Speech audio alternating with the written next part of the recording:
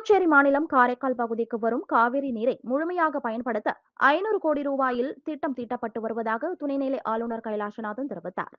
புதுச்சேரி அரசு வேளாண் மற்றும் விவசாயிகள் நலத்துறை சார்பில் விவசாய கூலி தொழிலாளர்கள் மற்றும் விவசாயிகளுக்கு பல்வேறு நலத்திட்ட உதவிகள் வழங்கும் விழா அரியூரில் நடைபெற்றது.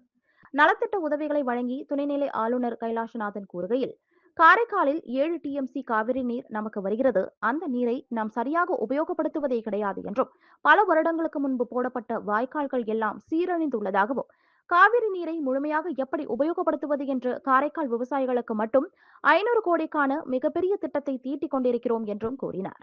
மேலும் விவசாய வாய்க்கால்களை தூர்வாரி ஒழுங்குபடுத்த வேண்டும் எனவும், கரைகளை பலப்படுத்த வேண்டும். இது விவசாயிகளுக்கு பெரிதும் பயன்படும் எனவும், இதனால் தண்ணீர் வீணாவதை தடுத்து சேமிக்க முடியும் என்றும், நிலத்தடி நீர் அதிகரிக்கும் என்றும் அவர் கூறினார். இந்த நிகழ்ச்சியில் சட்டப்பேரவைத் தலைவர் செல்வம், வேளாண் துறை அமைச்சர் தேனி ஜெயக்குமார் உள்ளிட்டோர் பங்கேற்றனர்.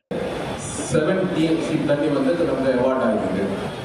அந்த தண்ணியை நம்ம உபயோகப்படுத்துறதே கிடையாது. என்னென்றால் எவ்வளவோ வருஷத்துக்கு முன்னாடி போட்ட கனால்கள் எல்லாம் சீரழிந்து இருக்குது.